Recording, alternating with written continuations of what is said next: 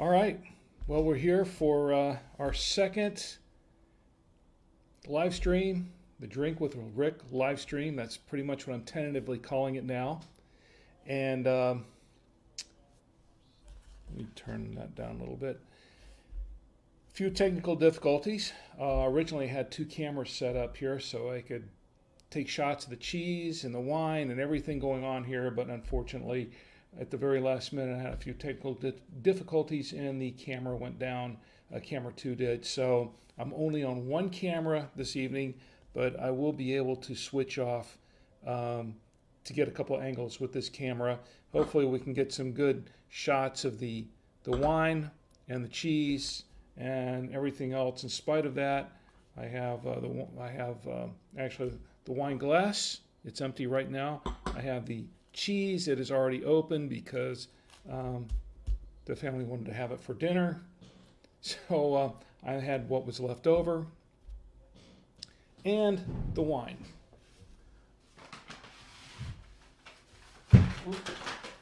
Now originally it was suggested that I try a Barolo. And I thought, well, that would be interesting. However, after my trip to Orlando last week for PodFest 2019, I was a little short on that because some of these Barolos can be very expensive. And the cheapest one I could find was around $30, $40, except for Trader Joe's. And that was the one that, of course, my sister Gina said, don't try that one. So I had already purchased one before I got the news that she said, don't try that one. And so I still have it sitting here, as a matter of fact, but I'm not going to open that one up tonight just because she said, don't try that one. So, and hi, Gina. Looks like Gina's here in the chat now. And so what I am going to do is I'm going to try, because I had to I've got it right here, as a matter of fact. What I did was I went to Orlando for PodFest 2019. It was a podcast convention for podcasters and YouTubers, that sort of thing. And while I was there, we stayed at the Wyndham Resort in Orlando. And one of the amenities they have there is the Cooper's Hawk Winery and Restaurant. We've been there before. We've eaten in the restaurant before. It's a very nice restaurant because they make all their food from scratch, including their pastas. They make their pastas right there from scratch, fresh. It's unbelievable, the pasta is. So we had that the first night we were there. We had to have that. And the winery is part of that. Now, they don't actually have an actual winery there. Their winery is actually up in Illinois, I believe, and they also have some international wines that they bring in, but they're all owned by Cooper's Hawk. And while I was there, I had the wine tasting, as I like to do, and brought back a couple of bottles. The one that we're going to try tonight is the Super Tuscan. Now, like I said, I only have one camera working tonight, so I'm going to hold this one up. This is the Super Tuscan. In fact, actually, I did a little prep here before I started. Let me get, here we go. This is the Italian Super Tuscan. This is a wine. It's an Italian wine, but it is owned by Cooper's Hawk. They do this themselves. And then I'm not sure if it's bottled over there or over here, but I think it's bottled over here, and then they I don't know exactly where they age most of this, but it's I did try it actually already as part of the let me get back on me here. I did try this as part of the wine tasting just a little bit. It's this one runs about between $25-$35 a bottle, kind of depends. But I got this one for about $25.99. It's a nice bottle, but once again, I don't always trust the tastings they do at the location at the winery, because sometimes, yeah, Actually, it is purported to be earthy. It has earthy tones to it. It also has a lot of tones of, let's see, what, leather and tobacco. Yeah, well, yes. It has some leather and tobacco kind of tones to it. Now, I wanted to try a whole bottle here because sometimes in these wine tastings, you'll get, they'll want you to have the best experience, obviously, so you can buy their wine. And in the past, I have been a little bit disappointed in some wine tastings where, you taste the wine and the wine they give you is maybe a different year or something like that, and then they open up a bottle that you get home and it turns out it's not as good as what you tried in the tasting, or they maybe in the heat of the moment where you're tasting all these different wines and then try one, and when you're trying a lot of different wines, it's not the same thing because you're having to clear your palate all the time. You're having to do, they give you all the crackers and everything like that. But it's a sort of thing where you're tasting a lot of different wines, so your palate's had a workout, by the time you get done. I want to try a bottle here, and yes, I know everyone wants me to watch me drink a bottle. By the way, on our last one, when we tried the Target wine, yes, I'm not opening this just yet. When we did the last one, and I tried that Target premium wine, the collection, the cab, and yes, I did finish the bottle. And when I was done, I thought, wow, this is great. I really enjoyed the live stream. Everybody seemed to have a good time. And then the next morning, I woke up, and it really hit me. And the first thing that crossed my mind when I got up Sunday morning was, I am never doing that again. And fortunately, though, that wore off during the next day or two, and I felt much better about doing it again. So that's why we're here tonight. Yeah, I do get talkative, don't I? Well, I get talkative even if I haven't had a bottle of wine, and that's why I do podcasting and that sort of thing, because it's just sort of my nature. I was always talking. Our Gina, our grandparents, on our father's side, they always thought I was going to grow up to be an attorney, a lawyer, because I was so talkative. That's what they always said. Oh, Ricky's going to be a lawyer someday because he talks so much. I like to watch lawyers on TV, but I don't want to play one myself. So, yeah, and yet here I am. Well, that was a healthy pop. So we're trying the Super Tuscan, and once again, I really enjoyed the tasting of this wine when I had it before, and I thought, I've got to try a whole bottle and see if it's, because really, honestly, when you have a whole bottle, okay, when you have more than a glass, you really start to appreciate the wine more, and you really start to understand the wine a little bit better, and you can get a better assessment as to if it's a good wine or a bad wine. Because after, a little tasting, it's not too, unless it's really bad wine. But we're going to try this one, and we're going to drink this one, and this is Drink with Rick. So I'm not going to drink alone, I hope. I hope everyone has a bottle and a glass, and maybe a couple of glasses, maybe a couple of bottles, and will drink with me as well. I'm trusting that you'll all do that. We're doing this by the honor system, I'm drinking this, and by the honor system, I'm assuming that you're drinking right along with me, and I want to know what you're drinking. tell me what you're drinking in the chat. Just tell me what it is, and if it's something I haven't tried before, I'd be willing to try it out, as long as it's not $80 a bottle or something like that. Anyway, I'm going to try this, as a matter of fact, in a Cooper's Hawk glass. And you know what? I didn't even wash this glass. Hopefully I bought this at the Cooper's Hawk Winery and Restaurant, and bought a couple of them, and it has the Cooper's Hawk, I don't know if you can see this really well, has the Cooper's Hawk logo engraved in it, and this is real crystal. You can hear that, right?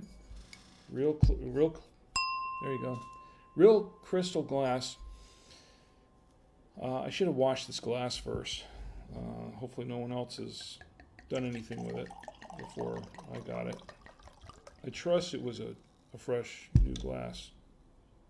Now, I put too much in here to really, as Gina likes to say, oh, you don't have a Super Tuscan in front of you. Well, what do you have in front of you, Gina? What do you have with you tonight? Drink that. And if it's something I haven't had before, I'll certainly try it too.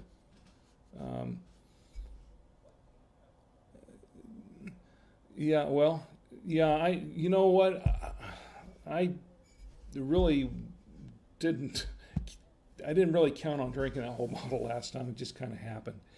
But hopefully I'll feel a little bit better in the morning from this. And maybe I'll drink the whole bottle, maybe not. But I know that's what you're here to see me do, besides try the wine.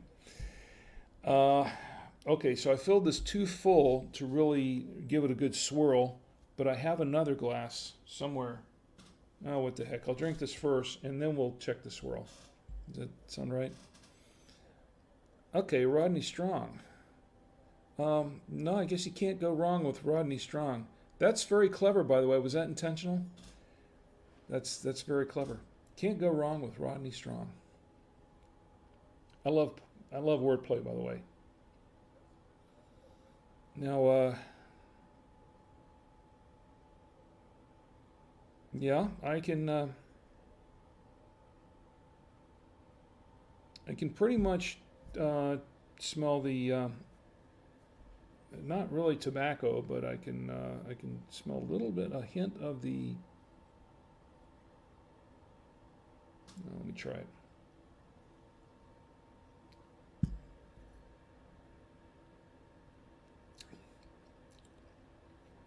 I have to say, this is smooth. This is it's not light. It's a little heavier wine than what we tried last time, but it is definitely, it actually goes down very nicely.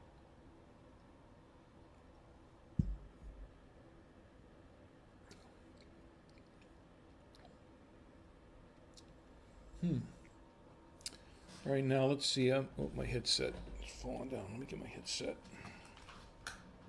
Clear all this. Excuse me, I have to clear some of the stuff off.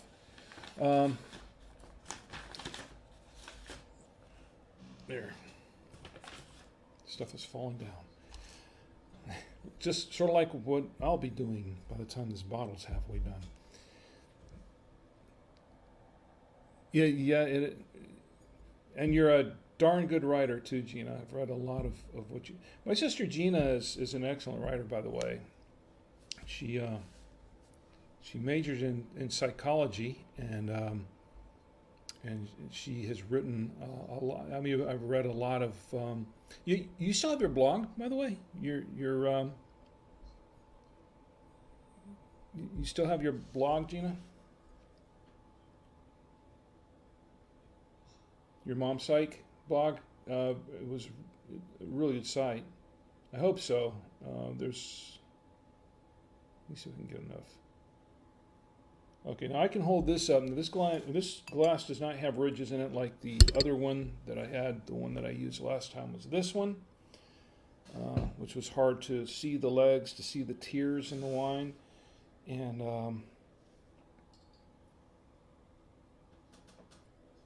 of course, it's a smaller glass, but we'll give it a few swirls. And it's going to take take a little bit of time for it to show up, but maybe we can get it to show up this time. I turn off the here. I think you can see it a little bit better than last time. Especially if I put up something like something white behind it. Let's see. On these pages. Here we go. Let me try it again. Whoop. Doesn't really matter how you swirl this one. It's hard to swirl in this glass because it's so narrow. But let's see. I don't know if you can. Well, maybe that's worse. Okay, maybe that's worse. I think it's probably hard to see on your end, but it does have some nice body to it. It does have a few nice tears to it. It's actually, it can take a minute or two, and it's good to kind of warm the wine up a little bit in the glass for the tears to really show. But yeah, can you really? Let me see. Let me hold it up a little bit more. I turned off the lights for the backdrop, the background this time because it was just a little bit too hot last time to really see a lot of that sort of thing. So I'm hoping that this works out better. Yeah, it does have a nice body to it. Now, having said that, that doesn't necessarily mean it's a great wine. It just means it has a lot of body and it has a very, very good alcohol content. Let me see what it says for alcohol content. Of course, now I learned this from a wine class I took at 7 Jars some time back. It says alcohol 13.5% by volume in a 750 milliliter bottle. There's a dirty little secret apparently about wines that I didn't know about, and I've been drinking it for years. That swirl again against the blue. Okay, I'll try that. Let me move over a little bit and try not to. I don't want to get all over the keyboard and everything. Oh, it's hard to do in this little glass. There you go. It takes a few seconds. It really doesn't start up for about 30, 45 seconds before you really start to see it show up. Maybe if I tilt a little more this way, is that better?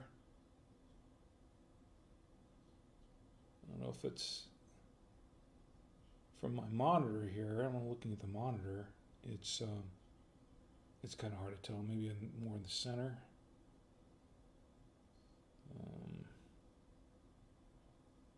There we go. Maybe I need to empty the glass just a little bit more. Anyway, what I was going to say was that apparently there's a dirty little secret about the wine business and about how wines are marketed for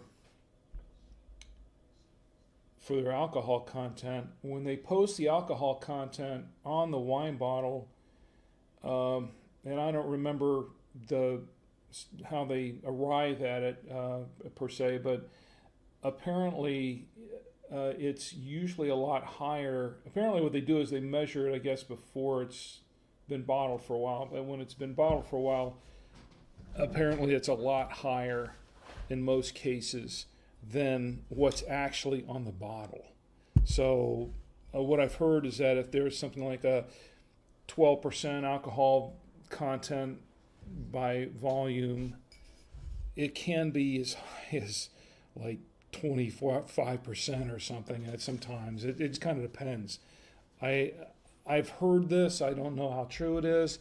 It's something that they told me at 7 Jars. 7 Jars, by the way, is a winery and distillery up in Charlotte, North Charlotte, and they do wine classes, and they will teach you how to make wine, go through the whole process, and they'll sell you all the wine gear and the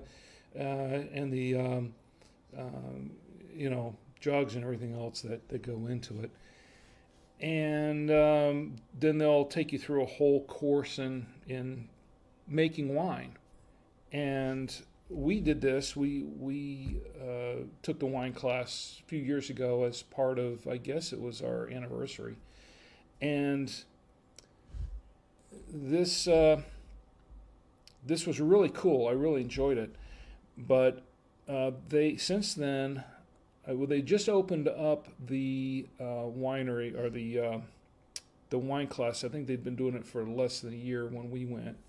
And we went with some friends of ours, some good friends of ours, that have since, by the way, started making their own wine, quite a bit of it, and I really enjoyed their wine. They've become really, really good at it. Where was I going with this? Oh, yeah. Since then, at the time that we went, they were building a distillery because they wanted to make some whiskey as well, and they were trying to get, the licensing and everything to do some bourbon. And they just bought a couple of tanks, and they took us on a tour of that. Now, since then, they have opened that distillery, and so they're winemaking and they're distilling wine and or distilling alcohol of whiskey and bourbon and I don't know what else, but they have a pretty nice operation going, and I just didn't really get into it too much because the drive, it was a long drive for us, and I just didn't see myself driving back and forth, commuting back and forth that far up and back to and from the north end of Charlotte, which could be a little bit hairy these days especially. So that's, otherwise I would have liked to have done that. I'm going to drink some more of this just because I can. And it's really good. It is indeed a super Tuscan. So who else is joining us in the chat here? Let's see. We got Charles. Charles, it is so good to see you. So good to see you in the chat, I should say. I hope everything is going well with you, and my glass to you and the family, and to you and the missus. I hope everything is going well. And I take it you're still doing your thing in Maitland. By the way, we were there last week, and we didn't have time. One of these days, I'm going to go down to Orlando just for a week, just to hang out with everybody and just to go around and see everybody. I've been wanting to stop by and see my good friend Charles for a long, long time. And every time we get down there, it's just rush here, rush there, and I never really get a chance. And I used to live in the Maitland area, which is ironic. So one of these days, I'm going to get to see you again soon. Tom is here. All right. Tom, and I take it Penny's there too. Steve, I see Steve has joined the chat. Good to see you, Steve. And I hope you're all drinking right along with me. Once again, we're trying, for those who just joined us, we're trying out the Super Tuscan. This is from the Cooper's Hawk Winery, which I went to go visit their restaurant and winery last week in Orlando while we were staying there for Podfest, and I did the wine tasting and tried a number of different wines. Tried about 10 different wines or so, and this was really on the top of my list. There's another one that I really, really enjoyed that I also picked up a bottle of that we'll try another time, and that's the Tempranillo, and it's a really, really nice wine. But Tom, I hope you're doing well, and I'm glad you joined us. And sit back and open a bottle of whatever you have, and get a glass and sit back, and we'll drink and tell stories and chat, which is what I do best. Mostly drink and talk. That's what I do best. Because it's so easy to do, especially once you've had a few of these. So, anyway, we got a few stories about. And by the way, my mother-in-law was staying with us for 5 months. So when we went down to Florida last week for Podfest, it was really a twofer. It was really for the Podfest, and it was also to return my mother-in-law back to my sister-in-law's house, which, she's downstairs, so she'll probably hear this live stream later. She'll probably see it later. So I've got to be careful. No, I love my mother-in-law. She's a sweet old lady, but she has reached that point, sadly, where she is suffering from some dementia. And she was showing some signs of it the last time she stayed with us, which was for about 5 months. And then this year, it really took hold. And we really had to watch her. We had to pretty much child-proof the house, what we call Lola-proof the house. That's what they say in the Philippines. The grandmother is the Lola. We had to grandma-proof the house because she was getting at that point where she was not, she was just not where she was. And she's back home now. And we're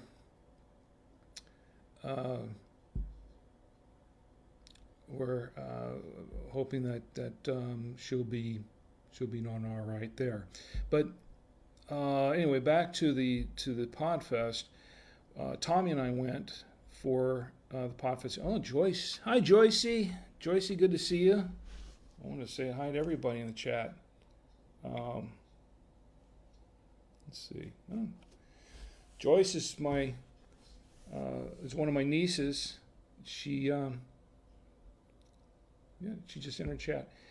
And anyway, so we took my mother-in-law back to Orlando, and then we went straight to the Podfest.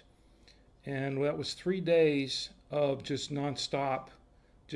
It was a whirlwind. I mean, it was kind of a blur. Tommy and I went. I've been podcasting for 13 years. He's been podcasting for 9.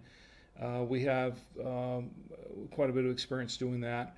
And we met up with a lot of people that we knew from last year, and we met up with some people that I had known for 13 years but had never met in person, that I had worked with and I'd podcasted with, that sort of thing. It was really, really a lot of fun. And then we met a lot of new people too. It's really kind of a family type of atmosphere. And we had a great time. But when we came back, on the way back, Tommy started to come down with something. He picked up a cold. It was a really strenuous trip all the way around because it was just nonstop everything. So we were just constantly on the go. So when he got back, he's still recovering. We haven't been able to do any more of our Free Stuff Show episodes since then because he's been recuperating for the last week and resting his voice. And hopefully in the next day or two he'll be back up to speed. But we had a very interesting trip, and we did get to meet, to stop and see one or two people there besides having dinner with the family, with the relatives. But we got to see Ed too. Ed just joined us. Edward Panis. He's a fellow. Hey Ed, how's it going? He's a fellow podcaster that I got to tell you about Ed. He and his wife do a podcast called Selling Sarasota. And this is his wife's a realtor. I think they're both realtors, actually. And they do a weekly podcast where they talk about what's going on in Sarasota and the real estate industry there and buying houses and selling houses and things like that. They do a nice little show, and they started last year. They launched their show at the Podfest last year, 2018, and they've been doing it for about a year now. I got to see him at Podfest. In fact, we got to hang out. Tommy and I got to hang out with him and a couple other of our friends there at Podfest for a while. We had a great time, and and it's really good to see Ed. And I hope you have a bottle too. I hope you have a bottle and joining us for some wine as well. Now, yes, of course, I am refilling the wine glass. I could refill this one, but I'm going to take it slow tonight a little bit. And I have a cheese here. And this is something that she picked up all places at Trader Joe's. It's called Comte. It's a French cheese imported from France. I don't know if anyone has ever tried this cheese. It's a hard cheese, and as a matter of fact, this, as it works out, the Super Tuscan goes pretty well with hard cheeses like this one. This has a nice little, it's a nice little tangy cheese. It's not. It's a lot milder than, say, like the cheese I tried last time. It's a lot milder than, say, a let's see, than a Parmesan or a Romano cheese, but it's pretty good. Yeah, it was a blast. Had a great time. I gotta catch up in the chat here a little bit, but it is a pretty good cheese. It goes pretty well with this wine. I think this wine also goes well. They say, you know, let me look at the rundown on this. I think they say the wine goes well. Let me pull that back up, as a matter of fact. If I can find my switcher here. Here we go. They say it pairs well. What is it? With the... oh, I forgot. Can't see the whole screen now myself. Yeah, it pairs well with hard cheeses and braised feed or veal. Does that say feed on there? Yeah.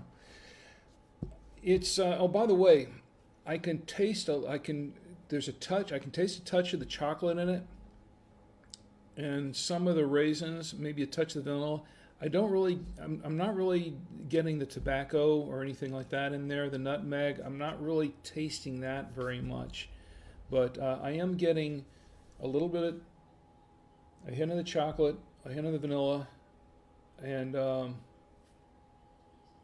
yeah, I guess maybe there's a little bit of cherry in there too. But the and the tannins, I'd say the tannins are pretty light in this one. It says moderate tannins, but I think it's a little. Personally, I think it's just a little bit light on the tannins myself. But then again, I've had some wines with some pretty with a lot of tannin in it, so I'm not. Oh, you know, some of that I think sometimes is what you're used to and what you like. You know, some people don't like a lot of the tannins in their wine. For me, it's kind of depends on what my mood is, what I'm in the mood for. By the way, I was going to show you some of my favorite wines, that I've had in the past that I no longer have, and I'll show you that one last. Actually, I have quite a few on this list that I like, but here are some of the wines that I've had in the past that I like.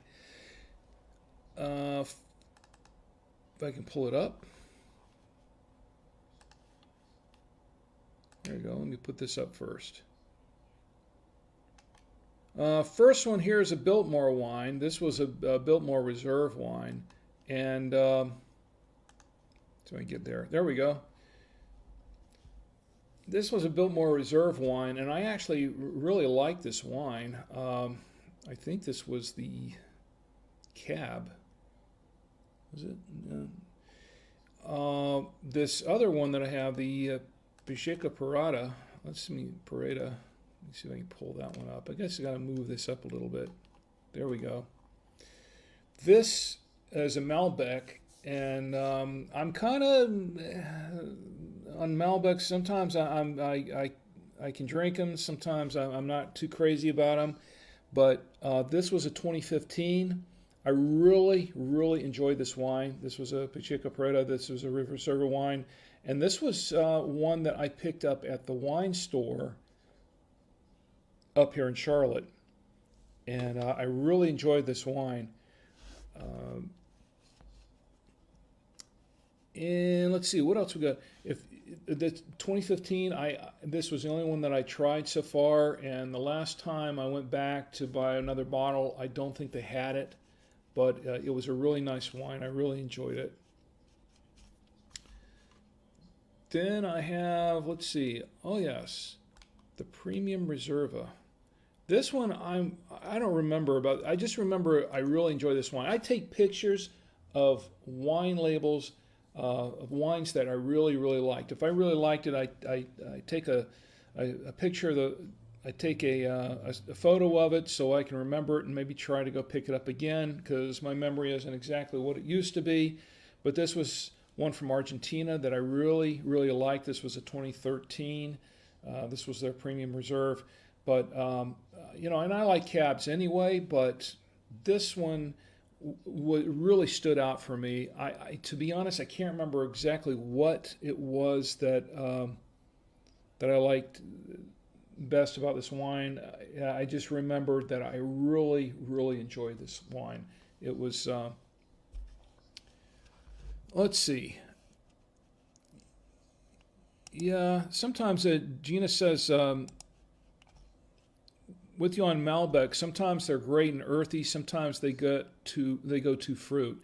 Yeah, they do. But you know what? I do like fruity wines.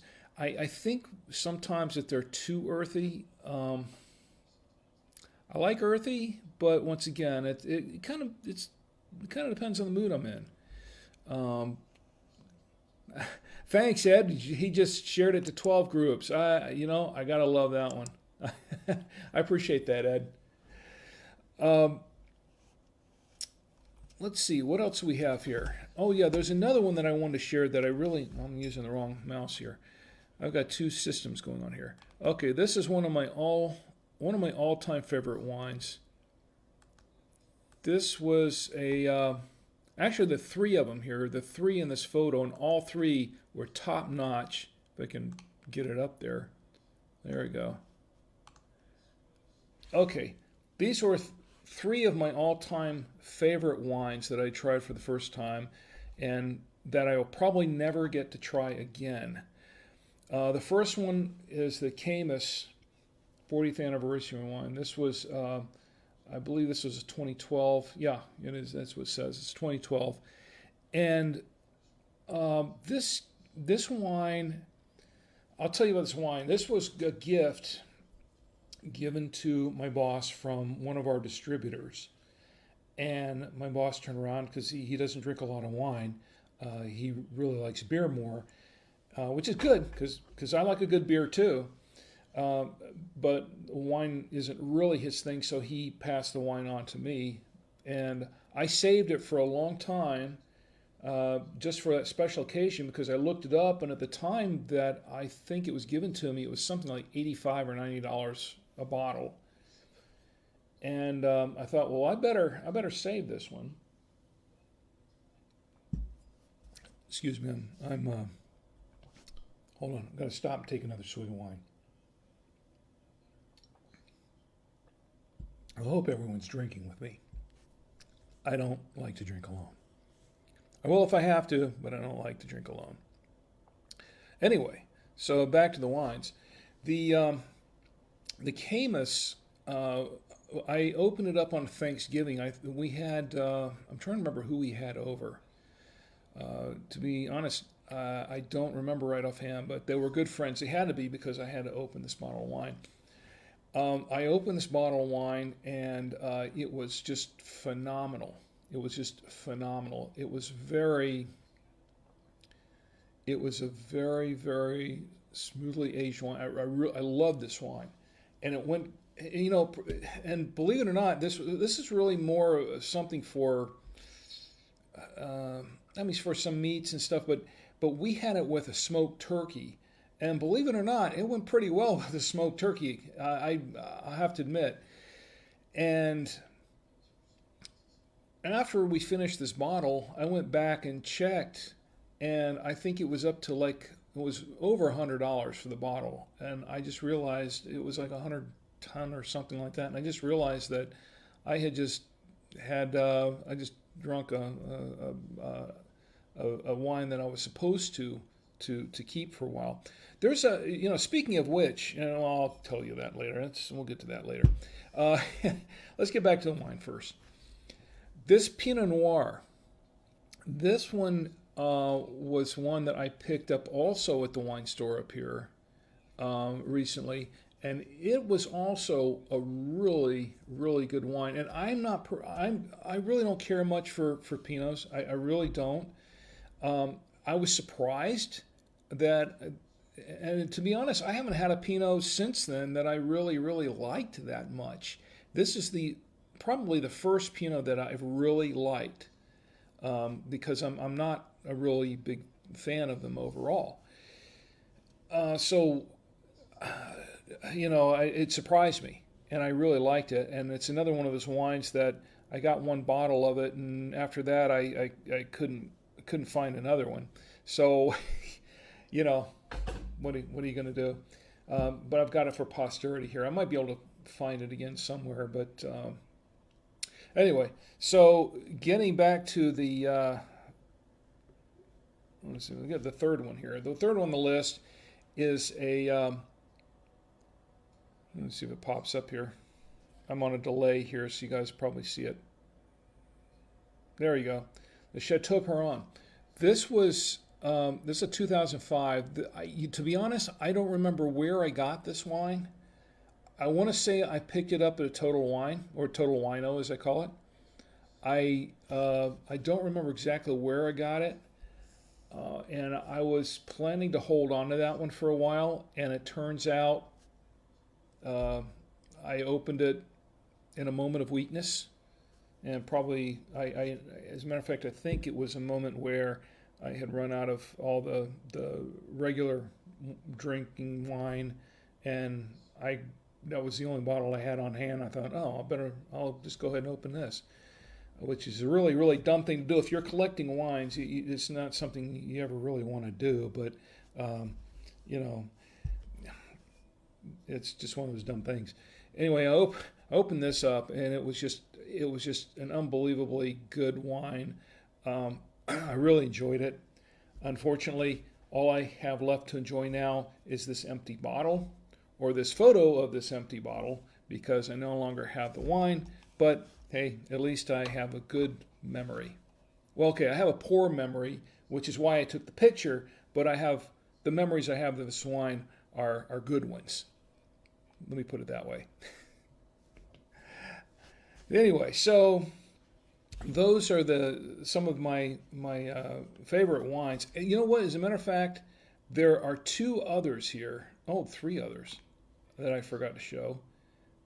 This one is also a favorite of mine. Let's see. If we're looking at wine bottles, the Tenuta del Portal, this thing is, this was the first one that I ever had. And I've purchased it quite a few times since then. This was a 2013. And this one, it was heavy on licorice, and I love licorice. And I was really surprised. I opened up this bottle, and I could really taste the licorice in this wine. And I thought, well, I had to have another bottle of it. So it took me a couple months before I got back. I think I picked this one up, the Total Wine. And yeah, I know that was intentional. But the next bottle I opened, apparently, I don't think there was any more of the 2013. I think I picked one up for the next year, and it didn't have that same, the licorice taste that I really enjoyed from the first bottle wasn't there anymore. It's still a decent wine, but it just wasn't. It just really didn't have the licorice tones to it that I really liked the first time. There is another one. Oh, two more of my favorite wines, and this is actually really more of a send up for my friend Mark. This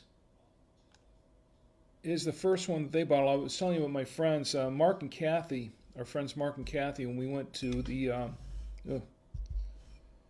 let me see if I can pull that up here. There we go. When we went to the Seven Jars wine tasting, or the wine making class, I should say. There we go. This one was their first batch, I believe. I think it was the first batch that they had done on their own after they finished. And it's really, the label, I'm not showing the back end of the label, but it's really classic. But this was one they bottled themselves, and they gave one to me as a gift. And I held on to it as long as I could, and then I couldn't hold on to it anymore, and I had to drink it. And it was very, very good. I really enjoyed that. Really enjoyed that wine.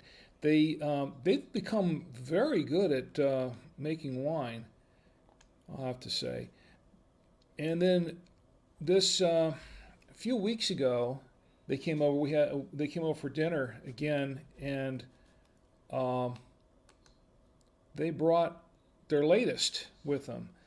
And this is one that they did, and I really enjoyed that. It was a nice cab, and we had that. As a matter of fact, I just opened this one up, I think the night before last, and I really hadn't intended to do that, but I did. And I really liked that wine. It was really nice. Once again, I have never had a bad bottle of wine from Mark and Kathy. So let me pull back up here. So there are some of my favorite wines. Look, I have other pictures of wine that. Wine bottles, I should say, that I keep. Once again, it's to help my memory, help me remember a good bottle of wine, something that I've had that I'd like to go out and find or try again. Okay, thanks, Ed. Thanks for going. Appreciate it. Thanks for stopping by. And, whoops. I think I just, there we go. Try that again. There we go. Where was I? I don't know. Oh, yes, I was about to try some more wine. It does get smoother. The farther down into the bottle you get, the smoother this wine. Now, I have a theory on that. My theory, don't want to lose it. My theory is that the, okay, it's just a theory, all right? My theory on this, why wine tastes better the deeper down in the bottle you go, is because all the good sediment drops down to the bottom of the bottle, and all the watery stuff stays up to the top, and you get the water first, and then you get down to the sediment, and it gets better. That's just a theory. I know, I'm just being funny. I'm just being funny, okay? The reason it tastes better the farther you go down the bottle is because the more of it you drink, the less you care what it tastes like. It's just wine, and that's the truth. So anyway, it's starting to taste pretty good now. So I should probably have a little more cheese. I hope everyone's drinking with me once again. Okay, I was going to tell you about something about the wine that I didn't know. I never knew this until my good friend Mark told me about this. And I'm getting wine all over the label. I wasn't intending to do that because I have to take a picture of this later. And now I'm going to have look at that, it's got legs. See the streaks down there.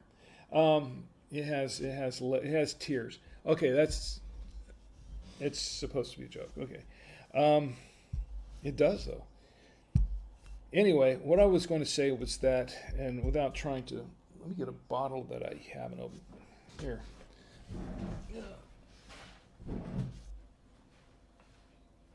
Let's take this Barolo that I didn't open. This is the Barolo from Trader Joe's that I did not open, but I did buy. See, I was telling you the truth about that.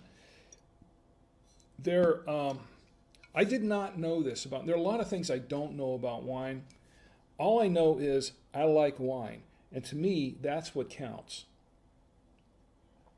But a lot of things, one of the things I didn't know about wine that Mark was telling me was that the bottom of the bottle, you know how the bottom of the bottles, some of them are flat, and then some of them have this in it. Now, my daughter Tia's theory about why they put that indentation in there, or was it Tommy's? It might have been Tommy's, but was so that they don't have to put as much wine in the bottle. I had to explain that. Yeah, I know. I had to explain that no, that's not really the reason why. But I didn't really know the reason why until Mark explained to me that it's an indication. Supposedly, it's an indicator of how long you can keep that bottle on the shelf, whether or not it's a keeper or a drinker. And what I mean by a keeper or a drinker is that a lot of wines are made to be consumed, to be drunk, to be consumed within a couple of years, 18 months to 2 years. And then, a lot of the ones that are made commercially on the shelf, they're not made to be stored for a long periods of time, or to be, as some collectors do, to be kept on the shelf or in the wine cellar for too long before they start to turn. If the bottle, now some wines are made to be kept for a long period of time. Now, the way that this works is that supposedly you can tell by the bottle it is that's the wine is put in. If the bottle is flat or nearly flat, very, very light indentation or pretty much flat, that means that it's a bottle of wine that you're supposed to consume within a short period of time, within 1 or 2 years. And if the bottle has, that was the wrong bottle, and that was my keyboard and my other keyboard, so we're not going to use that for a while. Ugh. Okay, this is the bottle. I better drink some more of this. Maybe not. Ed missed the fun. Okay. Anyway, so yeah, this is the one that's capped. Sorry, grabbed the wrong bottle. That's one for the blooper reel. But if it has a deep indentation, and apparently the deeper indentation, the better in that respect, that's a wine that you're supposed to keep and save for a while, not drink right away. That's one that has a long shelf life that you can put away for a while and can keep it for a long period of time and then open. Now, I'm not suggesting that you take a bottle of wine that's 100 years old and drink it. You'd have to be pretty brave. I'm not even going to do that, to take a 100-year-old bottle of wine and try to drink it.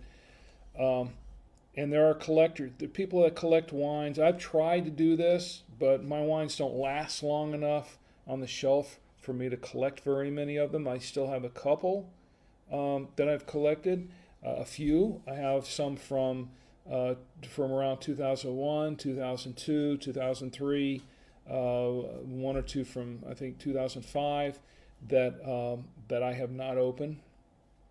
But for the most part, most of my wines, especially the pricier ones, and this is a 2014 Barolo, so I guess, and it has a deep, I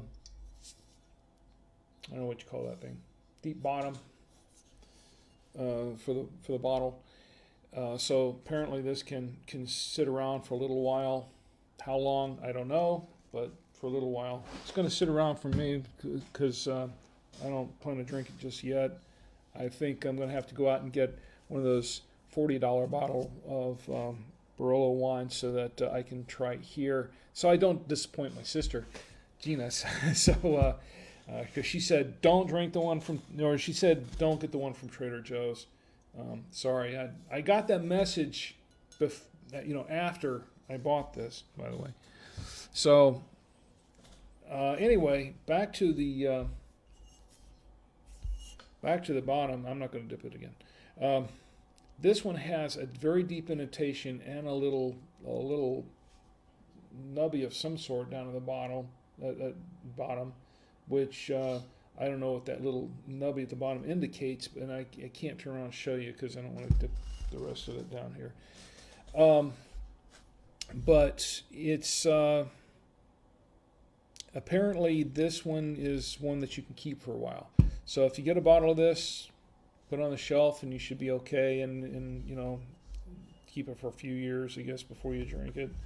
What year is this one, by the way? Let's see. This is a it's whatever it was a good year, because it actually doesn't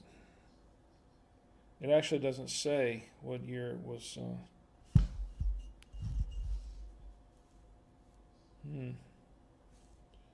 Unless it got wiped off by the wine pouring down the side. Anyway, so that's basically how the bottom works. Apparently, that's what I've heard. Now, once again, don't take my word for it. I only heard this third hand. It's something that I didn't know. And once again, there are a lot of things about wine I don't know, but I do know this. Wine is good. I like wine. It's good for you if you drink it in moderation. And, that's another question. What is considered moderation? Is it is it half a bottle? Is it a full bottle? Is it, I don't know, 1 glass, 2 glasses? Or is moderation a term that's relative? Is it a relative term? Anybody know? Penny, thanks for joining us. And Joanne, hey, thanks for joining us. Great to see you. Now we've got a couple of Joannes here. One is who's my sister-in-law, and the other one is a friend of mine that I worked with at Channel 35, WFL back in Orlando back in the day. And both of you, glad you're here. It's great to see you. Great to see you both. Anyway, and I know they both like wine, as I do. And I hope that you have opened a bottle and you're drinking right along with me. Once again, if you just joined us, we're trying out the Super Tuscan from Cooper's Hawk Winery and Restaurant. Now, the one I went to was in Orlando. They have a number of them around the country, and their winery is actually based in, this one says, Illinois, in Woodridge. They're based in Illinois, and so this one was imported and bottled. So it was bottled in Woodridge. Okay, so that's good to know. Because I'd forgotten about that. I read this before, and I'd forgotten about it. Anyway, this is a really good wine. It goes pretty well. I think it goes well with this hard cheese like the one I'm having here. This is a Comté cheese from Trader Joe's, and it's a lot milder than, say, a Romano, but it is a hard cheese, and this goes pretty well with it. I wanted to try. Cheese suggested I try a beef summer sausage with this too. I don't know. I think it should work with that. I think it should be okay. Malbec is the best. Penny says Malbec is the best. Well, like I said, I like a good Malbec, and I've had a couple of good Malbecs. I've had a couple that were not so good that I didn't care for. It just kind of depends. I will say this though. This, by the way, they sell this. I'm going to pull this up once again, and I'm not a shill for this company at all. Don't get me wrong. I forgot I've got my switcher here. Whoop, wrong one. There we go. I'm not it's unbelievable because I've got this little Stream Deck Mini switcher here, and it has icons, so I should know which one I'm clicking on because it has icons, and I'm still clicking on the wrong one. That tells you just how much wine I've had tonight. Anyway, this Italian Super Tuscan goes for about $24.99 if you buy it outright on their site. You can also join their wine club. Now, once again, I'm not a shill for the company. I'm not promoting the company, and this is not supposed to be a free plug for the company. They're not paying me for this. Okay, I just want to make, I guess I have to do my FTC disclaimer. They're not paying me for this. They did not give me a free bottle for in exchange for my honest review. I bought this bottle. I paid for it. I paid full price for this bottle. So this is not any kind of a promotional thing. I'm just telling you that looking on their website, if you'd like to get a bottle of this, I can recommend this wine. It's a good wine. I really enjoyed it. I enjoyed it in the tasting. I think when I did the tasting, I could taste the cherry, and I could taste the leather in it a little bit more. This one, not so much. I don't know if maybe it's just from whatever else I ate this evening or my palate or whatever. It's not showing up. But I did say that I was really impressed with this wine. I'm still very impressed with this wine, and I would say that I would definitely recommend this wine for anyone who loves a good Tuscan wine. This is a combination of Sangiovese, Syrah, Merlot. I can't tell. I guess it is starting to kick in. Merlot and a Cabernet Sauvignon. It's a blend of those 4 different wines, and it's actually a very nice blend. I'm really surprised. I don't like too many blended red wines, and I think I mentioned this a couple of weeks ago that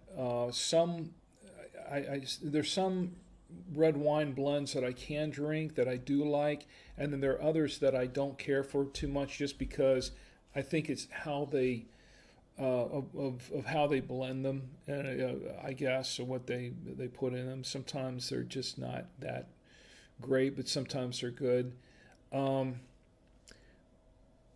Wait, thought you were drinking Malbec. No, Penny, I'm not drinking. Sorry, I'm not drinking a Malbec this week. It's not Malbec. Definitely not a Malbec. No, it's not. It's not. No, it's not a Malbec. Absolutely not. No way. Sorry to disappoint you. If you were expecting a Malbec, I'm sorry. I didn't want to disappoint you, but maybe one of these days we'll do a Malbec, and we'll try that out. Once again, it'd have to be something. I tell you what, I do take recommendations. That was a recommendation from Carrie. What was it from? Yeah, I think it was last couple weeks ago on the Barolo, but I was thinking any Barolo would do, and I just picked one, and it happened to be from Trader Joe's, and of course Gina said, no, not the Trader Joe's Barolo. Hey, try something else. And all the Barolos I saw were $40, $50, that kind of thing. And I'm thinking, well, I just got back from Orlando, so that's a little bit out of my budget right now, but one of these days we'll open up a Barolo because I said we would. I'll just have to scrape my pennies up, unless one of those fine wineries out there that are watching this live stream now would like to send me one, so I could give them an honest review.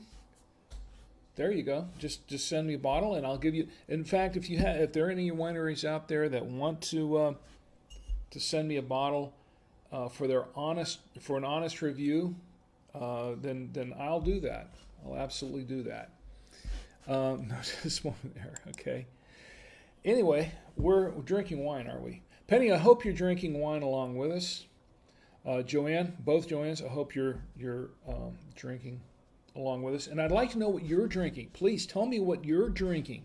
And if it's something that I haven't had before, if it's something I haven't tried, I will buy a bottle and I'll try it out here, right here. And we'll drink it right here on the live stream, or the wine stream, as I call it. So tell me what you're drinking. Anybody else what's everyone else drinking here? Let's go up the list again. Anyone drinking a Malbec? No. No? No one's drinking a Malbec. Tell me what you're drinking, and if it's one I haven't tried, I'll try it. Even if it's one I have tried, maybe I'll try it anyway. Look, I'm going to do something else here too. We're going to make this a regular thing, as I said last time. We'll make this a regular thing. Do it every Saturday night, and I will give away a couple of things at the end of the stream, towards the end of the evening. Could be a set of wine glasses like this. It could be maybe I'll send a bottle of whatever the wine is that we tried. But we'll starting next week. What I'll do is if it's a wine I like, maybe what I'll do is give one away. We'll to anyone in the chat, we'll give it a try. And Penny I have a cab, Frank, waiting for me. Well, have you opened it yet? Are you having it with Tom? That's the thing. And I hope Tom's having one too, whatever Tom's drinking.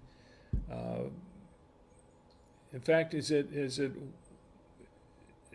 the same thing that you're both drinking the same thing, or you both drink different? That's a good question. You both drink prefer to drink different wines, or the same wine? In our household, she doesn't drink a lot, but when she does have some wine, she prefers a white. She prefers something like a Chardonnay or a Sauvignon Blanc, something like that. Yes, Penny says yes. You're both having a Cabernet. This is for Tom and Penny.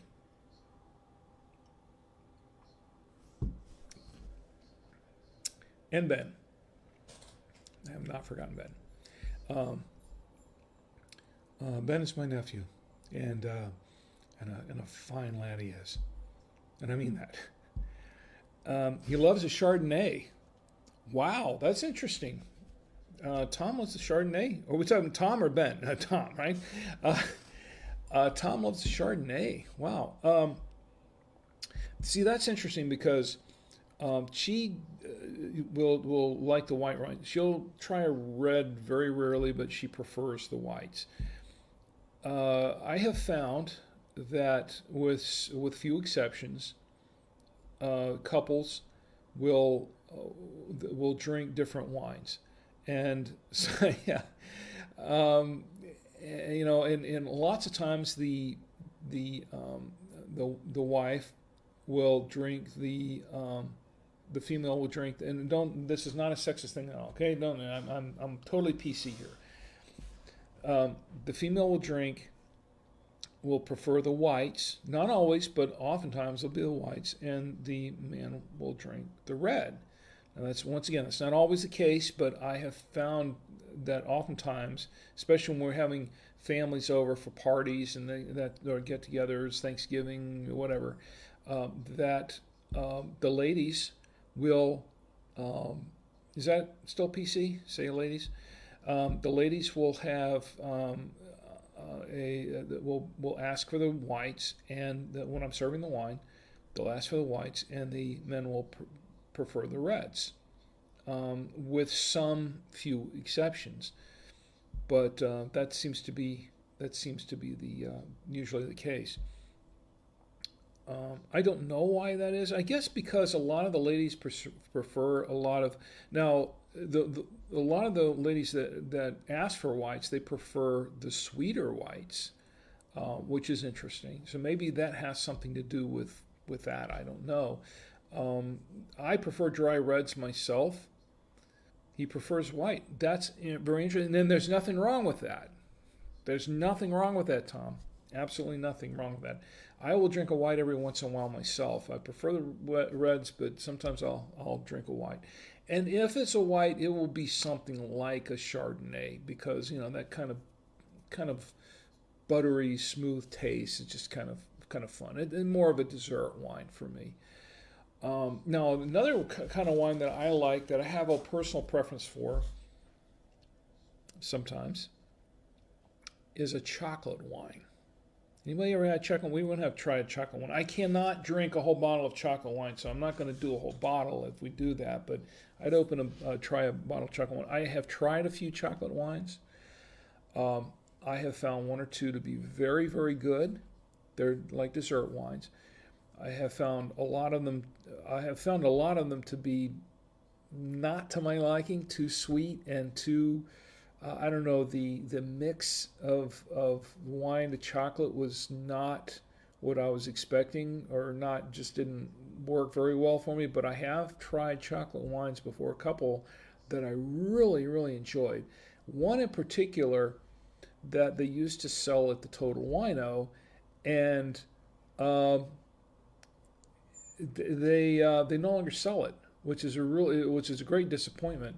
I can't remember. I can't recall the label right offhand, but it was, and they did have one that was a white chocolate wine that I really thought was really, really good. Enjoyed that, but have not seen either one of those labels in a couple of years.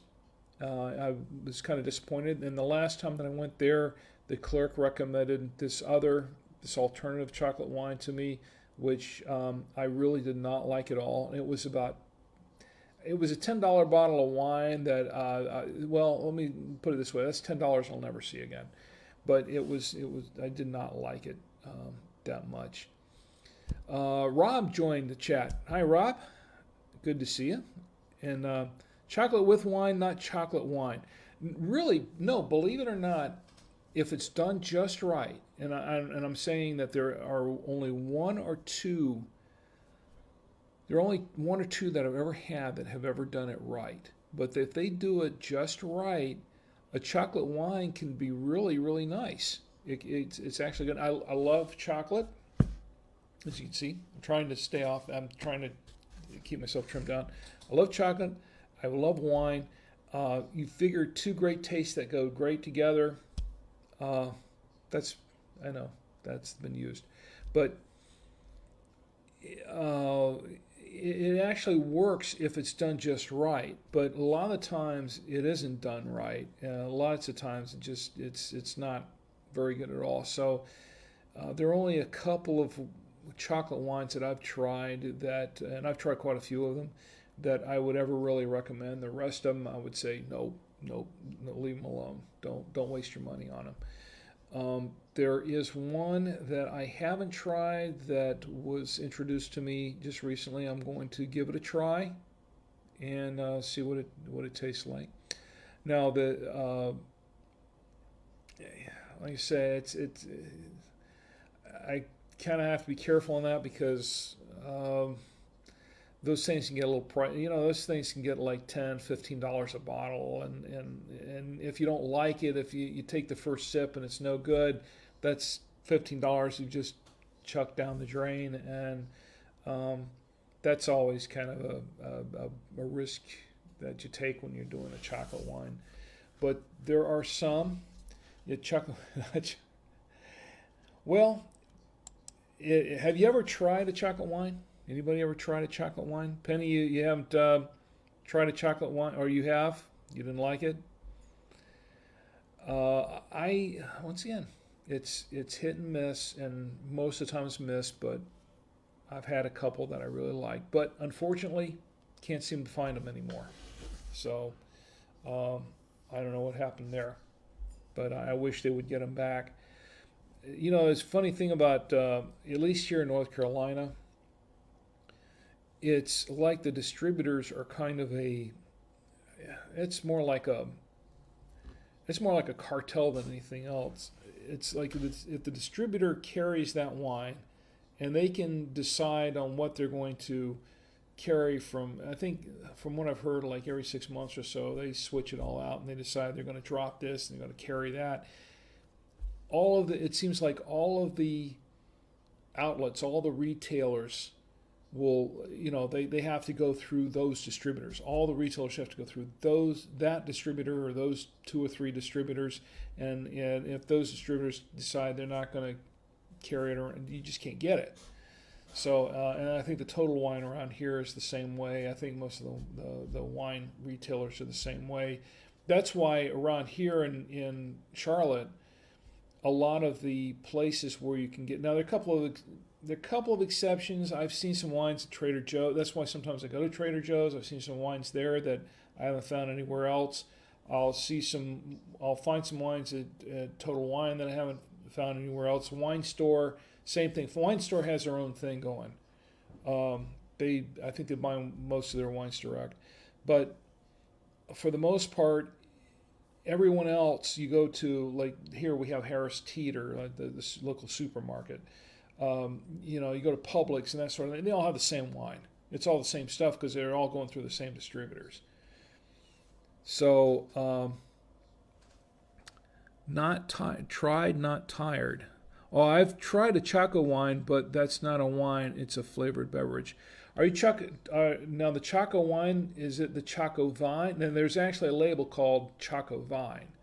Have you tried that one, or is it's just chocolate wine, right? There's one called the Choco Vine that's out there. And it's been a while since I've had it, so to be honest, I don't remember if that was one of the good ones or not. It's just been so long since I tried that one. But maybe we can try that one again. Penny says, yes, gross. Chocolate wine is gross. There are some people who are big fans of chocolate wine. Believe it or not, there are some people who are real fans of chocolate wine. Now, I'm not one of them. I already told you what my view on chocolate wine is, but there are some people who just love any kind of chocolate wine. They'll go out and get it, and I've talked to some of them, and they'll say, and some of them have actually recommended some of those chocolate wines that I've tried and then poured down the drain, because they'll say, oh, I love this. This is the best chocolate wine. I drink chocolate wine all the time, and I'll try it, and it's like, ugh. And then I've chucked it down the drain there.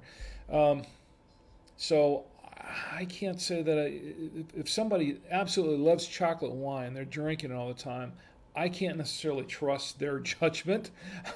Maybe that's just their thing. But there are people who are fans of Boone. That's true, Gina. There are some people who are fans of Boone's Farm. I'm not one of them. Absolutely, I'm not one of them.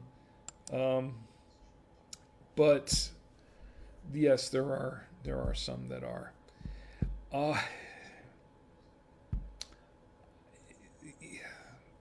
I can't. I'm not going to comment on that. It would not be nice. Let me just say that there are people out there that look. I don't think that I am. I would call myself a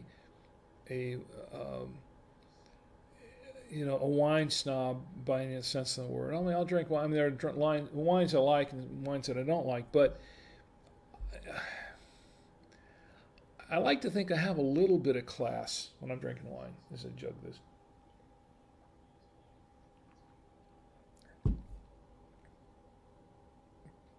Yeah, I have some class in drinking wine. I like to think I have some class. That was not a good example of it, but I like to think so. And then I have some, but there are people that that will drink any kind of wine just because it's there. It's because it says wine on the bottle. Those are the ones I don't necessarily those are the ones I don't necessarily trust when it comes to wine recommendations, because they'll drink Boone's Farm, they'll drink Two Buck Chuck, and they'll drink what is that thing called, Oak Hill? No, it was it was some of those. It was one of those things that says Oak something, and it might have been Oak Hill. I don't remember. It was on one of those $3 bottle of wines that pick up the local Publix, and That's kind of nasty wine. Class, today we're going to be drinking wine right after we call it. I'll drink to that. Anyway, so we're getting down close to the... No, we got about a third of the bottle left. You really wanted me to see me drink this whole thing, right?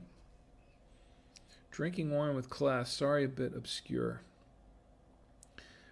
We got a couple of typos in there. Gina, you've been drinking. I can tell you've been drinking. I'm just kidding. Gina's an excellent writer. But sometimes I wicks my words up and I just don't realize it. Until it's too late. Or until the next morning. So, anyway. Where are we? We're getting on towards 12 o'clock. How long have I been doing this? I don't know. It's about an hour and a half. I'm trying to keep this to about an hour and a half, but it's taking me a while to go through this bottle. And I don't know if I should really finish it or not. My better judgment, based on the last time I did a whole bottle of wine, is no. But I'm having a good time. I'm sitting here talking to you guys. We're all drinking wine together. That's a lot of fun. And I'll do this again. Of course, tomorrow morning I might wake up and say, I'm not doing this again. But right now I feel like I'm doing this again. I feel like I've done this before. Anyway. So, tell me what you're drinking. Now, somebody told me what they're drinking. Penny's having a cab. Tom's having Chardonnay. What's everyone else drinking? Let's see. No, she's just letting Siri talk to text for her. Oh, okay. Gina says that's the only reason we tune in, to see you drink the whole bottle. Well, thanks. Totally enjoy our family wine nights. So do I. Here's to my sisters. Here's my podcasting family. I know some of you are tuning in. Here's to my friends at old friends at Channel 35, at WFL, who I miss greatly, who I worked with for many years, and who mean the world to me. And I really miss our times together, working at one of the top stations in the country, and what became one of the top Fox affiliates in the country. And that's and let's see who else is here with us. We have a lot of people in the chat with us here. That's good. Let's see. Cheers. Yes, cheers. So, I was going to bring over a lot of other wine trivia, and right offhand, as I said before, my memory is it's funny how your memory starts going a little bit more the deeper down the bottle you go. You know, my dad. Oh, I got a picture somewhere. Where is that?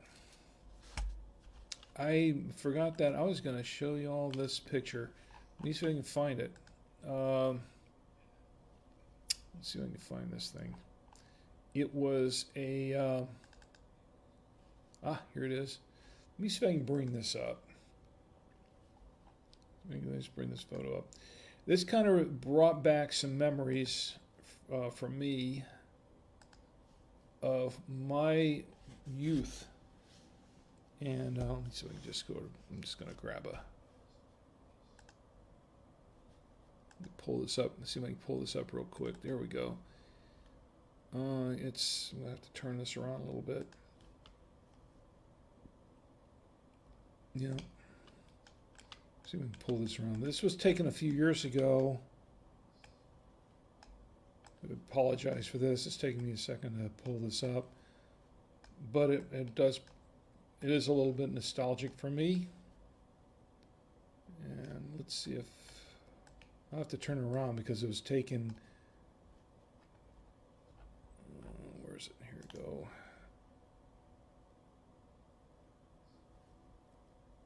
There we go. All right. This is a hard transition.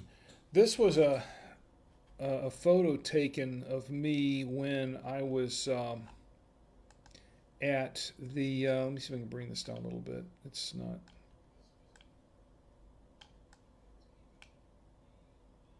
All right. I'm putting it up over another photo, so you got to forgive me for that.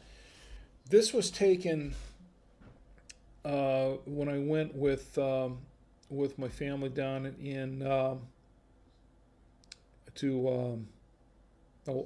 sorry, we're down south, North Carolina. We went up to Asheville to the Biltmore, and we went to the Biltmore Winery. And this was taken, the front of the winery, I saw this, they had this on display at the front of the winery of an old wine press. Gina, you might, yes, absolutely, this is why. See, wasn't it worth the wait to see this picture pop up?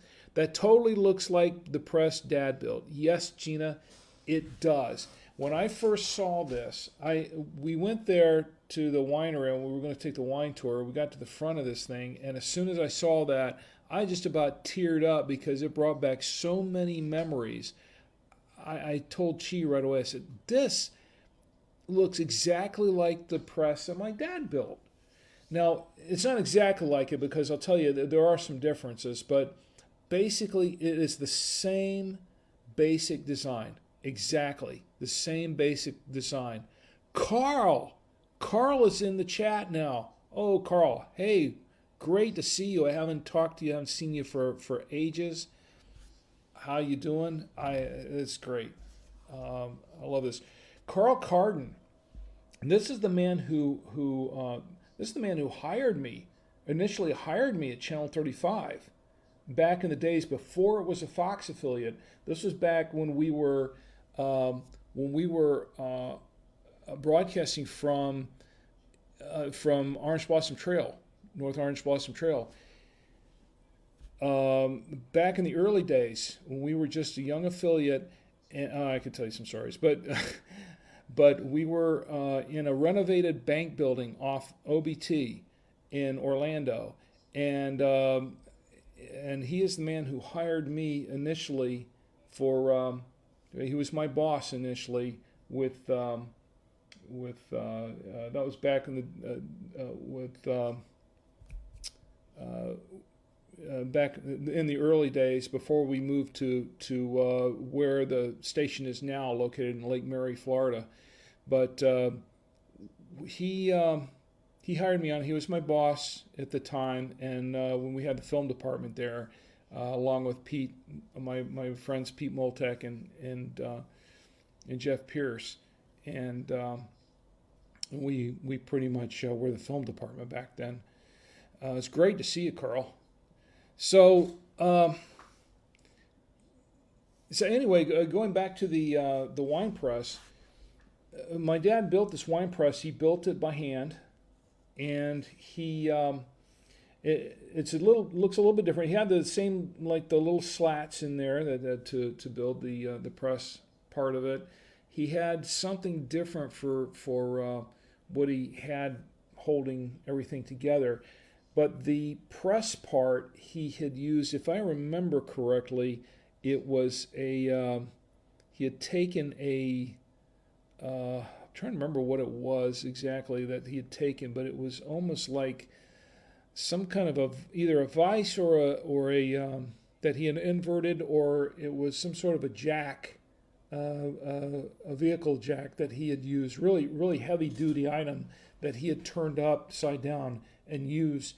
And then he had a round wooden plank that he would hold under that jack that we load the grapes in, because I used to help him with this.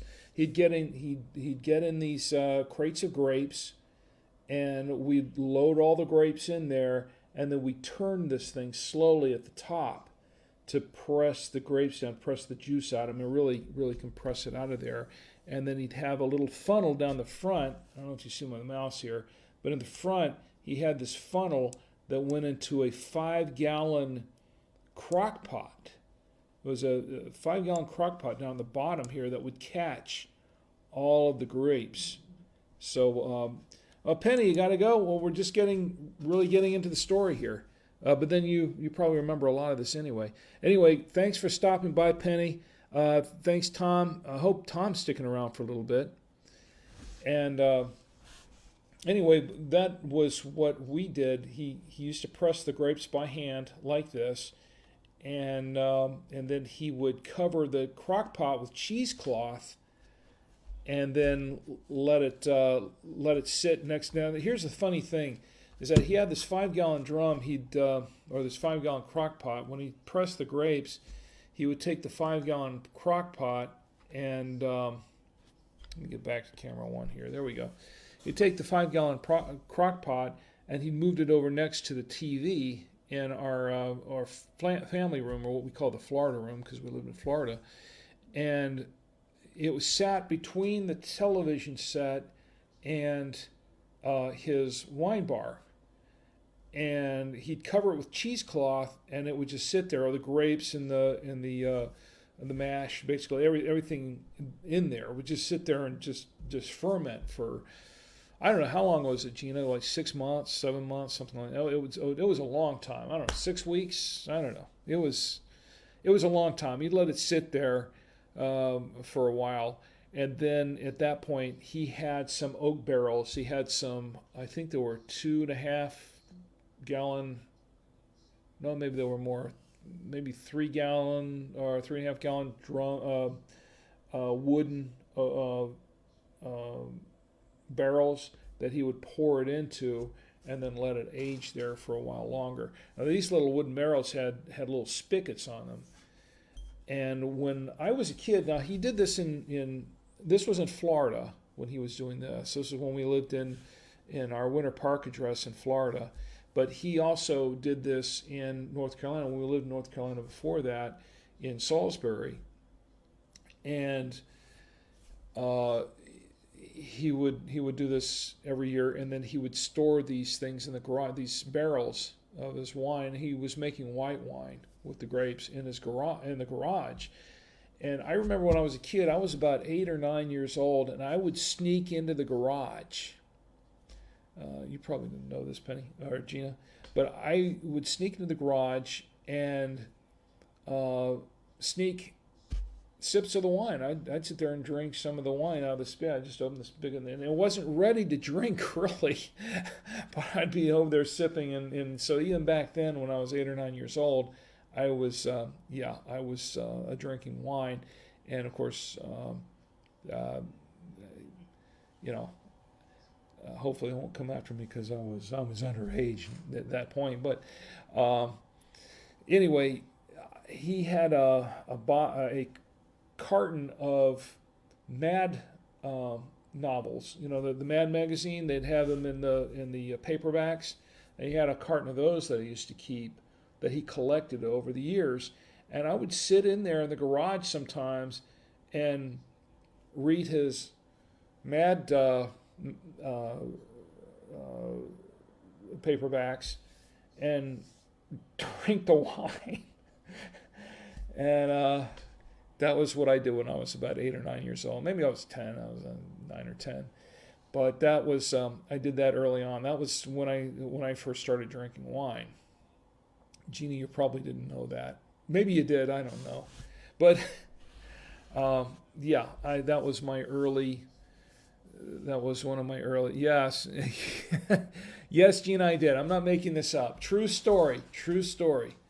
Remember, this was in not Milford Drive, but Prescott Drive. We lived on Prescott Drive, and we had that 2-car garage, and that was the garage where he worked on a lot of his woodworking projects. He actually built a piano. He actually rebuilt a piano. He bought an upright piano, and he took the thing completely apart. And now my dad was a lot of things, but he was somewhat talented at this. He took this thing completely apart, and over the course of, I think, about 6 to 8 months, he completely restored and rebuilt that piano, that upright piano. And that's what Gina and I learned to play the piano on. I don't know if we really learned that much, but that was we had done it. No, we had our first wine much earlier than that. Yes, we did. we did have our first wine much earlier than that. They were in these little tall, like there were little shot glasses, but they were tall shot glasses, and he'd pour us a little bit of wine. I do remember that. But this is the rest of the story. The rest of the story is that, yeah, they gave us a little bit of sip of wine here and there, but I would go out in the garage where he was storing the good stuff, and I'd be sitting there reading his Mad magazines and drinking from the tap. So, yeah, he was. Yeah, so that was one of my earliest. And so it's true, yeah. Gina was right. That was not the earliest I had wine. I had wine when I was little with the shot glass. But those are the ones my parents gave us. What they didn't know was I was out there drinking his wine in the garage when nobody was around. Yeah. Wait, yes.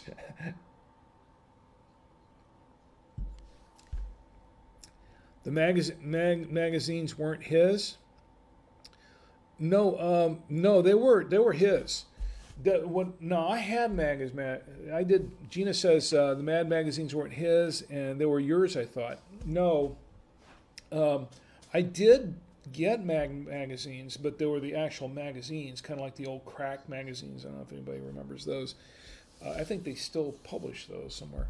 But what he had was the paperback books, and they had a lot of it in paperback format. They would take a lot of the best of or whatever, and like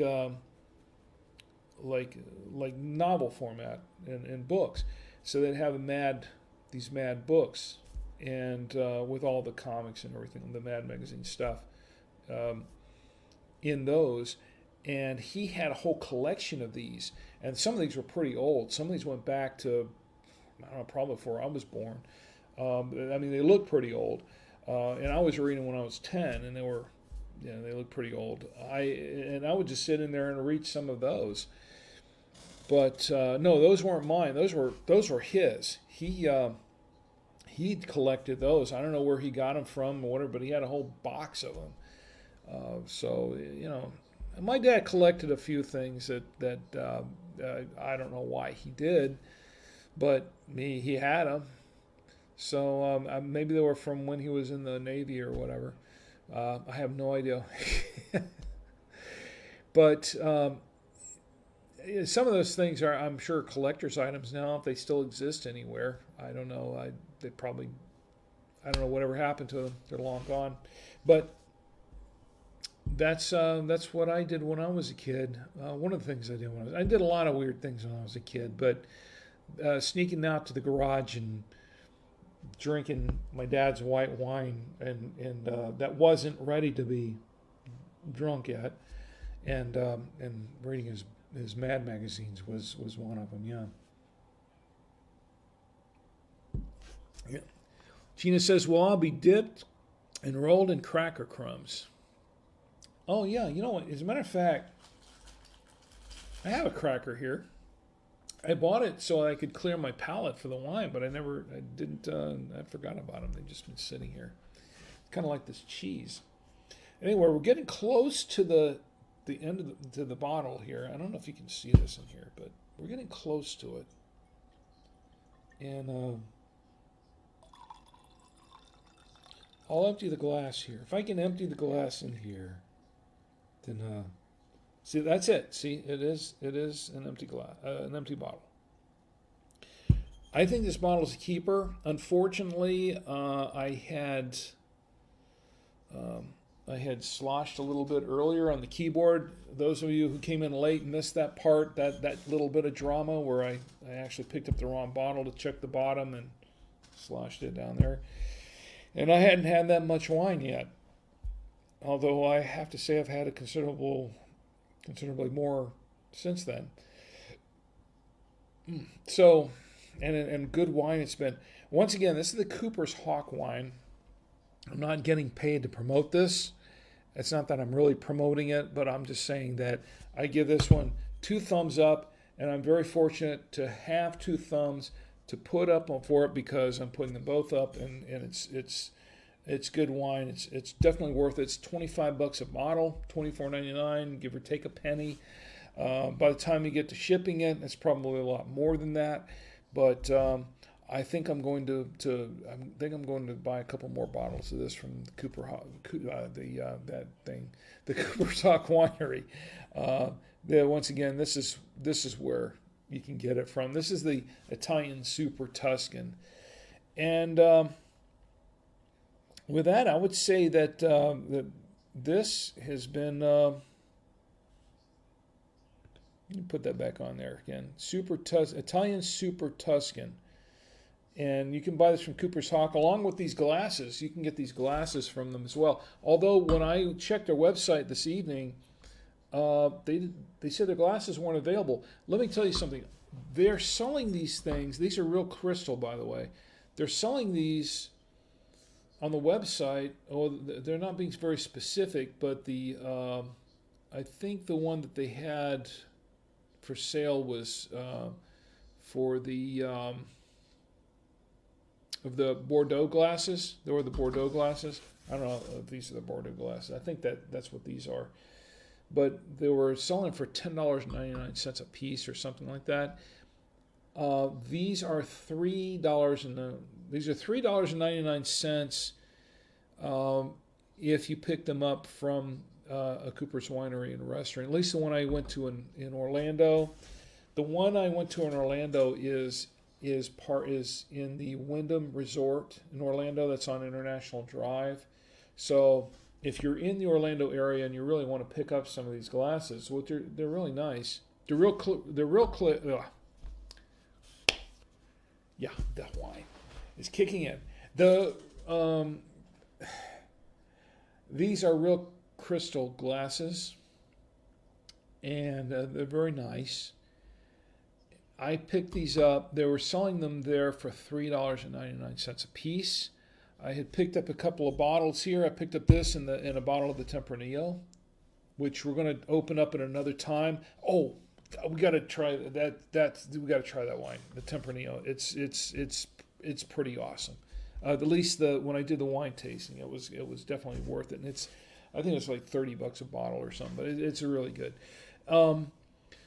But because I bought those, I guess they gave these to me in a special rate for $3. I don't know if it's because I was at Podfest or because I was staying at the hotel for 4 nights at the Podfest, or because I was buying their wine, or just because they liked me or something. I can't imagine it would be because of my pretty face. But they gave it to me for $3 a piece, which I thought was a pretty decent price for these glasses. Anyway, on their website, it looks like they're considerably more, if that's correct. And they seem to be out of stock on them at the moment. So I'll tell you what I'll do. I'll see if I can find another set of these. I bought 2 in a set, and as I said before, we'll be doing some more. I'll do another one next week. We're going to next week. I don't know, suggestions for next week.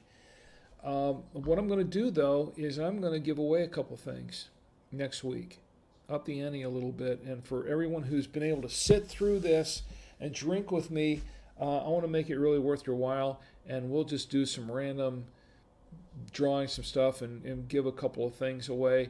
And maybe if I can get a hold of a pair of these glasses before then, maybe I can give away a pair of these glasses, either ship them to you or have them drop shipped or something. If not, we'll work something out on that. We'll maybe do a bottle of the Super Tuscan, if that sounds good to everybody. I think it's probably time to wrap this up because it's been a long time, and I've rambled on. Boy, have I rambled on. Compare a Tempranillo to a Malbec. We could do that. Maybe we can open both, but I have to get a decent Malbec to do that because, as I said before, Malbecs are kind of hit and miss with me. There's some that I liked, some that I didn't like, and I don't want to go through that again. You can rewind this live stream to hear my rant on that. But Yeah, we could provide that. We could, but I'm not drinking 2 bottles of wine now. I mean, I'll open 2 bottles of wine to compare them, but I'm not drinking 2 bottles of wine now. Um, I would I would be happy, more than happy, if maybe I opened 1 bottle, and you guys, would get a bottle of your favorite wine, open it up, tell me what you like, and we'll compare notes on that. And if it's something that you think I should really try, that I should open up, and we should try on the stream, then I'll buy one. I'll search one up and buy one. Now it's there's got to be a rule about that. I can't open up a $200 bottle of wine or something because that's just not in my budget. But if it's something like $15, $20 bottle of wine, $30 bottle of wine, or whatever, it's if it's a pretty decent bottle of wine. I mean, I don't want to throw away $30, but if it's a $30 bottle of wine, you've tried it and you like it, tell me what your recommendation is, and I'll take a chance on it. I'll take a chance on it. I trust you guys because, hey, you're drinking with me. I'm not drinking alone. Anyway, I think it's probably time to close the stream for the night. I think I'm pretty much done. And pretty much finished the bottle. I just have half a glass here. And you can be pretty sure I'll probably finish this half a glass before I go to bed. Hope everyone had a great time. I know I did. I'm having one now. And I'm having one now mostly because you guys are here with me. Because I see everyone here in the chat. And I've really enjoyed it. So until next time, until next week. We'll do the same time next week, 10:30. Is 10:30 good for everybody? Because I originally was going to do it 9:30, but then I thought, well, not fair to the West Coast because it doesn't really start getting to be evening on the West Coast until about 10:30 East Coast time. So that's why I set it for 10:30. If that works. Let's see. Gina says, compare a Tempranillo to a Malbec. We'll put some thought into it. Okay. So, everyone, thanks for joining us. I hope you had a great time. And send me. Look, you can also send me to. Well, you know what? You send me your recommendations. I don't have an official website set up for this, or an official email set up for this. But if you send me your recommendations, your thoughts, your comments, whatever, send them to rick@savoyamedia.com. That's savoyamedia.com. Send them to me, and I'm going to develop this more as time goes on. So in the meantime, you can send it to me at rick@savoyamedia.com. That's where you can contact me and send me your recommendations on wines to try, wines you like. Any other ideas you have to make this, to keep this moving, and we'll take it from there. Anyway, so thanks for joining me this evening, and until next week, same time, same channel. This is I don't have a good ending. I don't have a close for this. Okay. But I'm glad you were here to drink with me this evening. Thanks a lot. Y'all have a good evening.